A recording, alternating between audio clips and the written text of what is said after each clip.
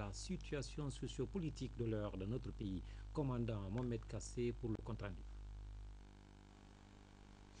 C'est en sa résidence de Kaloum que le président de la transition a reçu ce lundi en audience la délégation du groupe international de contact sur la Guinée.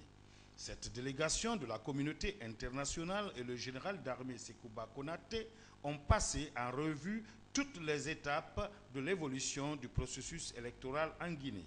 Le général d'armée Sekouba Konaté, entouré pour la circonstance des ministres d'État chargés des affaires étrangères et le ministre secrétaire général à la présidence de la République ont échangé des informations fructueuses avec les membres du groupe international de contact sur la Guinée.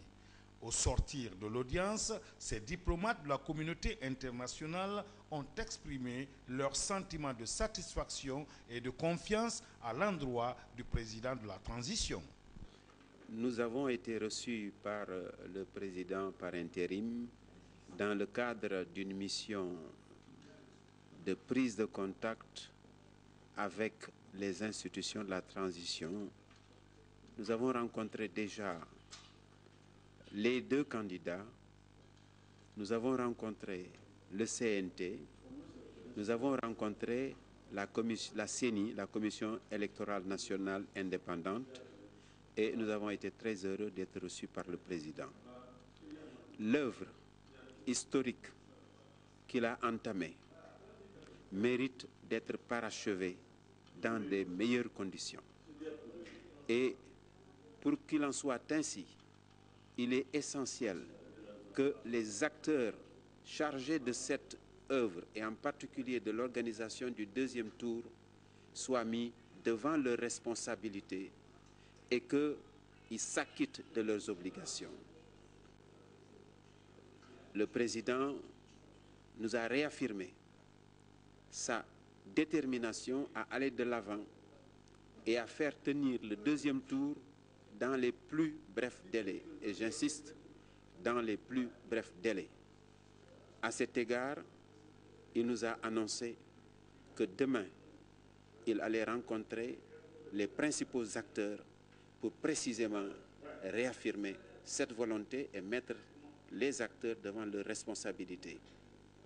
La communauté internationale appuie, comme d'habitude, le président dans cette tâche et elle ne manquera pas de le dire, puisque nous nous réunissons, le groupe de contact, le 25 à New York, et nous devons d'ailleurs lancer un avertissement solennel à ceux qui, en fauteurs de troubles, cherchent à retarder l'évolution du processus pour les mettre devant leurs responsabilités, que la communauté internationale n'admettra pas que ces fauteurs de troubles arrivent à leur fin.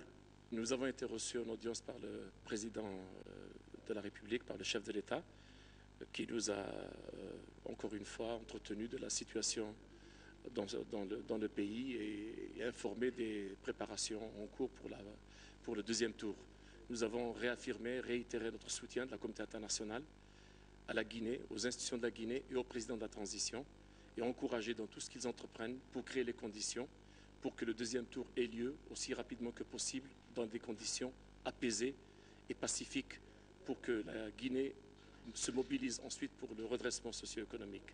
Nous avons été rassurés par la disposition du président du chef de l'État et le message qu'il adresse à toute la classe politique, à toutes les parties prenantes pour tout faire, chacun en fonction de son domaine de responsabilité pour assurer le succès du deuxième scrutin et pour préserver à ce pays des difficultés qui peuvent être évitées en développant l'unité et la cohésion sociale entre tous les Guinéens à l'occasion de ce deuxième scrutin. Donc nos vœux sont très fervents pour que la Guinée s'en sorte rehaussée, renforcée après le deuxième scrutin autour d'un président qui sera élu pacifiquement et de façon apaisée, mais qui va pouvoir rassembler tous les Guinéens pour entreprendre l'œuvre importante de développement socio-économique.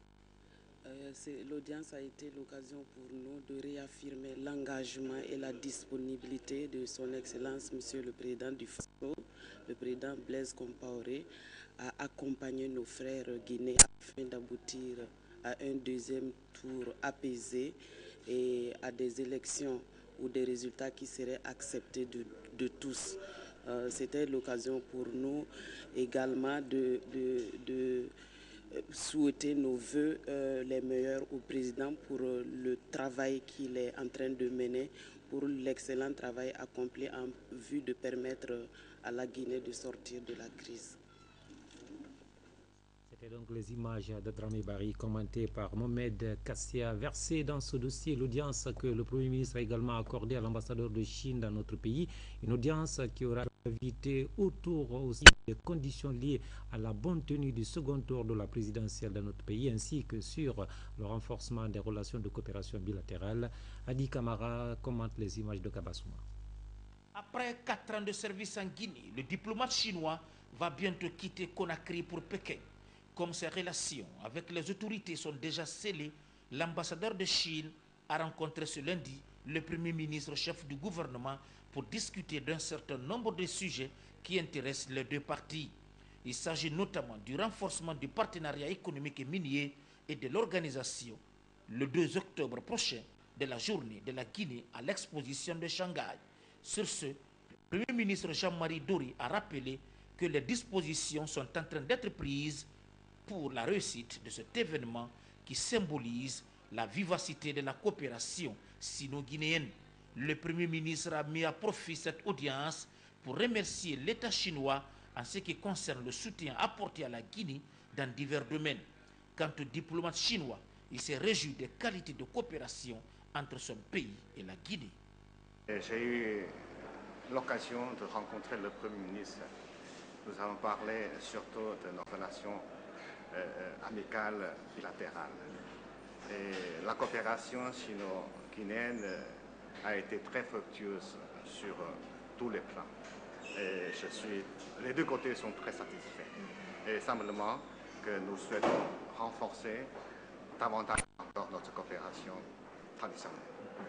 Et la Guinée est en période électorale. Et nous aurons plus de chances de renforcer cette coopération après les élections. Parce qu'après les élections, nous souhaitons une paix et une stabilité en Guinée.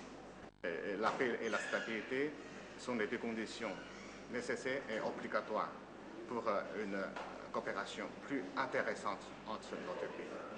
Merci beaucoup. Merci. Dans l'actualité, toujours figure également en bonne place la remise solennelle par la SAGEM Sécurité à la CENI de Guinée des documents électoraux tant attendus ces jours-ci. Il s'agit en partie des cartes alphanumériques et autres accessoires nécessaires à l'organisation du scrutin pour le compte du second tour de la présidentielle. Omelamine Kamara, reportage. Les documents électoraux tant attendus sont disponibles aujourd'hui. Ces enveloppes contiennent des CD sur lesquels sont gravées les fiches. Ils ont été mis à la disposition de la Commission électorale nationale indépendante CENI par le ministre de l'Administration du territoire et des affaires politiques. Les travaux de confection de ces documents électoraux ont été assurés par la société SAGEM Sécurité en partenariat avec le projet d'enregistrement et de révision des listes électorales Perle. La remise de ces fichiers électoraux vient ainsi assurer la CENI pour le choix de la date du second tour de la présidentielle en Guinée. 9 955 listes définitives, 9 955 listes d'émargement, 952 listes alphanumériques pour les 952 cartes, 56 récapitulatifs des bureaux de vote en 4 jeux. Un jeu signé par 3 membres du comité de validation qui avait été désigné à cet effet par la cellule technique de gestion du processus électoral. 10 CD de la version électronique des récapitulatifs des bureaux de vote sur demande par courrier signé par la vice-présidente de la CENI. 2 jeux de 8 CD, des extraits de la base par Carl et par préfecture, 2 exemplaires par région administrative. Sauvegarde sur disque externe de toutes les listes imprimées. Un jeu de 8 CD contenant les listes alphanumériques par CAL et par préfecture, soit un CD par région administrative, un extrait de la base pour Internet et un extrait des bureaux de vote pour la gestion du vote. C'est un grand symbole va édifier l'opinion nationale, l'opinion internationale sur la volonté du gouvernement guinéen et de la CENI d'aller aux élections pour le deuxième tour. Aujourd'hui, voilà que ce qui a été relevé comme dysfonctionnement est aujourd'hui, je crois, si ce n'est pas dans sa totalité, mais en grande partie, résolu. Et cela ne peut pas se faire quand il n'y a pas l'harmonie dans le travail, quand il n'y a pas une vision commune de la chose. Comblée de joie, la présidente par intérim de la CENI s'est félicitée du travail abattu par la société Sagem Sécurité. Elle a rassuré quant au choix d'une nouvelle date du second tour dans les jours à venir. Nous sommes comblés de joie en recevant ce matériel électoral qui, pour nous, était le nœud des 24 points de recommandation. Aujourd'hui, nous disons que nous sommes débloqués. Nous sommes débloqués parce qu'à travers ce matériel, nous avons les listes électorales, nous avons les CD que nous devons transmettre aux partis politiques et à partir de là, nous pourrons bouger sans crainte. La venue de ces documents est un ouf de soulagement pour les acteurs engagés dans le processus électoral en Guinée. Reste dans le sillage des préparatifs du second tour de la présidentielle guinéenne pour faire allusion cette fois-ci à l'implication marquée de la société civile en matière de formation et de sensibilisation. C'est pour un scrutin libre et apaisé. Le Conseil national des organisations de la société civile vient en effet d'animer un atelier d'échange dans ce sens à Conakry. Saint-Martin Francina Douno a suivi le forum. Les responsables du Conseil national des organisations de la société civile de Guinée se retrouvent de nouveau avec les superviseurs et moniteurs basés à l'intérieur du pays. C'est une rencontre d'information élargie à toutes les structures de l'institution. Elle vise à recueillir des informations sur les conditions de vie et de travail des participants ainsi que les réalités sociopolitiques de leur localité. Le but est d'améliorer leur capacité de gestion du scrutin et de prévention des conflits post-électoraux. Nous avons fait un travail très sérieux qui nous a permis d'avoir des résultats très concordants avec les résultats au niveau de la CENI. On était très fiers de vous. Et cette séance de formation a été organisée pour que vous acquériez encore beaucoup d'informations pour que le deuxième tour soit encore plus propre. C'était reprendre contact avec les superviseurs pour redonner les consignes sur une observation stricte, neutre et efficace de la société civile le jour du scrutin.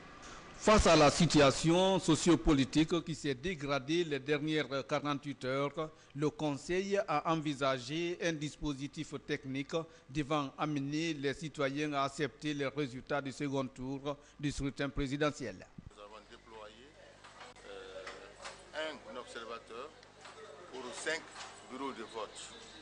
Et là, l'observateur est chargé de nous transmettre en temps réel les résultats ici de ces 5 bureaux de vote pour nous permettre d'avoir les premières tendances et tout ça dans le but de mieux informer les citoyens par rapport au processus, mais également de garantir le vote des citoyens. Nous sommes engagés à bien faire le travail et à remonter à temps opportun toutes les informations sur toute l'étendue du territoire national. Un engagement qui traduit la volonté du Conseil national des organisations de la société civile de Guinée à contribuer au maintien de la paix. Et dans le même registre, ce sont une cinquantaine de jeunes, cette fois-ci, des jeunes leaders de la capitale qui étaient regroupés pour le compte d'un atelier de formation